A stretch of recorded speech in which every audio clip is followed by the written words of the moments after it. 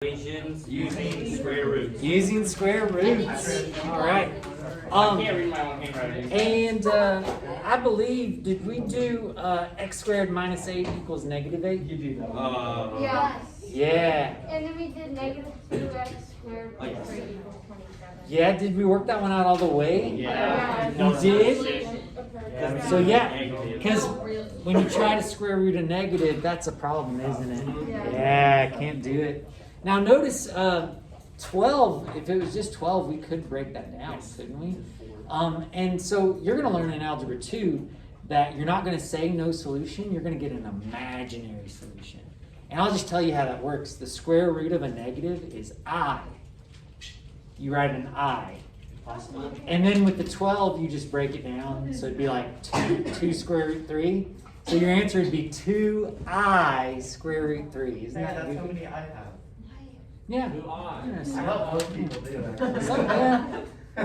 Except for that one guy. Yeah. All right. Well, ladies and gentlemen, let's go ahead and do another one. Let's solve. And let's look at something a little bit different.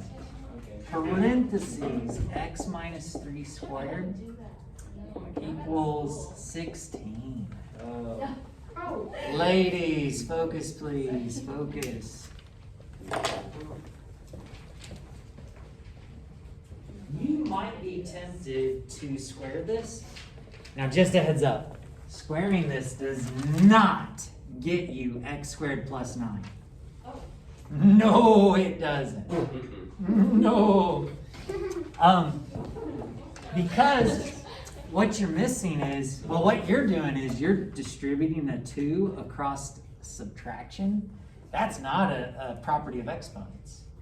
It's not. You could, if you wanted to, you could write this twice and then distribute, right? Or, do you guys remember the pattern we learned? Yes. Square the front, multiply these together, then what? Times it by 2, and then square the back. So you do get an x squared, you do get a 9, but in the middle you get a negative 6x. Now listen, that's not going to help us, because you know what that does?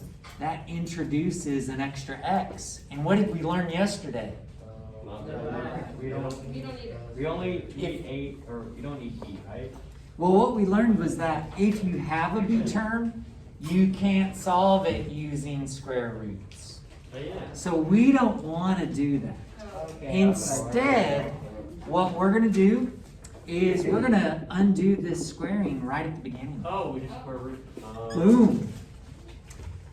What do we got to do to the balance though? Square root the other side. Yeah, square root the other side. Now, go ahead and write plus or minus, because remember, we've got 2 solutions here, don't we? Okay, so what we've got is now, isn't this just going to be x minus 3 now? Is equal to, what is the square root of 16? 4. So it's plus or minus 4. Now what I'd like for you to do is to actually write 2 equations here. So this is not, we're not done yet, are we? So here's what I want you to do. I want you to write 2 equations. X minus 3 is equal to 4. X minus 3 is equal to what? Negative 4. Now the reason I want you to do that is because a common mistake is people add the 3 and they say, oh, my answer is plus or minus 7. Mathematically, that doesn't make sense. What we're doing is we're solving 2 problems. One where this is equal to 4, one where this is equal to a negative 4. And then all you gotta do is solve it and you get 7 or negative 1. Those are our 2 solutions. What do you guys think? Yeah. I'm sorry? Oh wait, never mind. Oh, yep. You good? Yeah, but the other thing was, you only have to do the 2 separate equations if it's just square with the parentheses. Yes. Okay. Because on all the other ones, we would have x by itself. And so you could just write plus or minus 4. Because there's nothing else to do.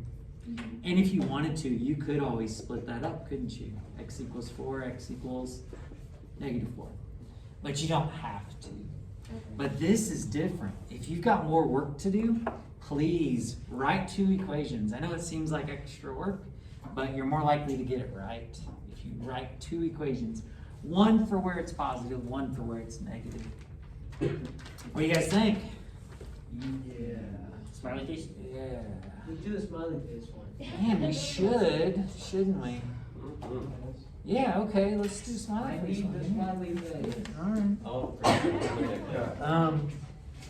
We're still solving 2x squared plus 10 is equal to 32. Yeah, let's smiley face it up.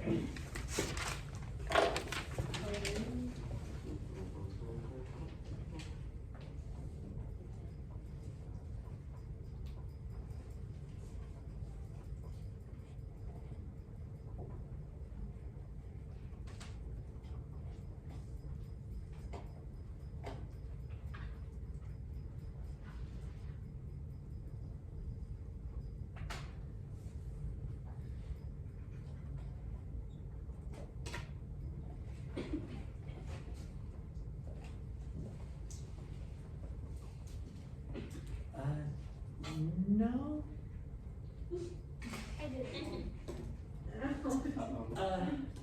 No.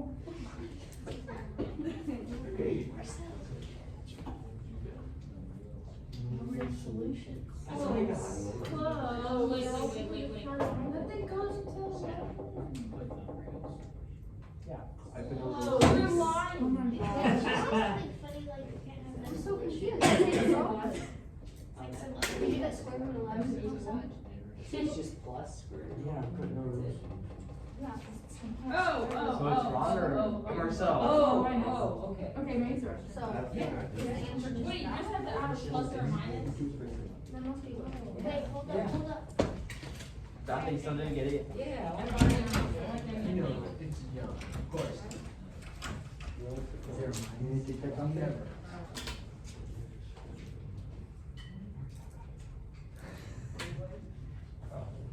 Wait, You got, whenever you do it, you're gonna have 2 solutions. The What? positive Wait. and the negative, so you It's need just plus a- and minus.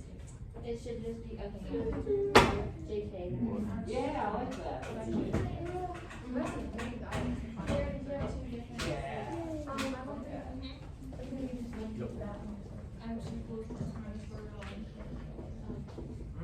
Okay, smiley face. I'm very like, how do you say it? What's the word?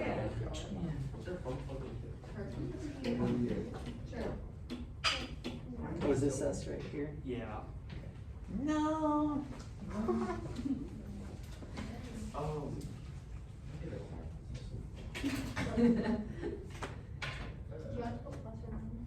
Oh, okay. Don't square. I know. Yeah. I drink 6 things out of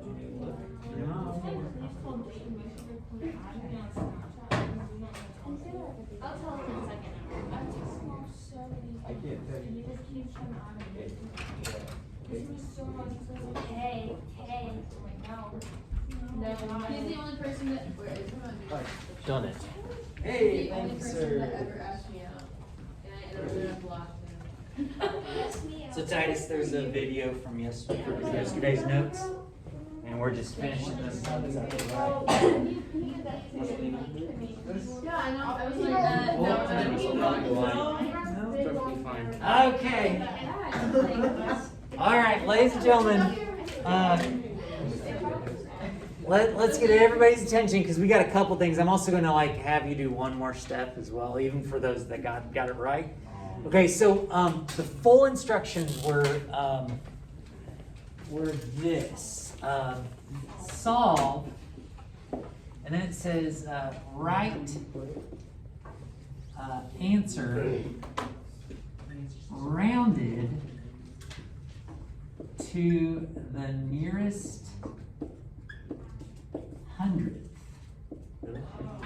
So that's the full instructions, but I purposely didn't give you the full instructions because I wanted you to get an exact answer, which is what almost everybody did. They got an exact answer because you guys realize that when you subtract this 10 over and get 2x squared is equal to 22, divide the 2.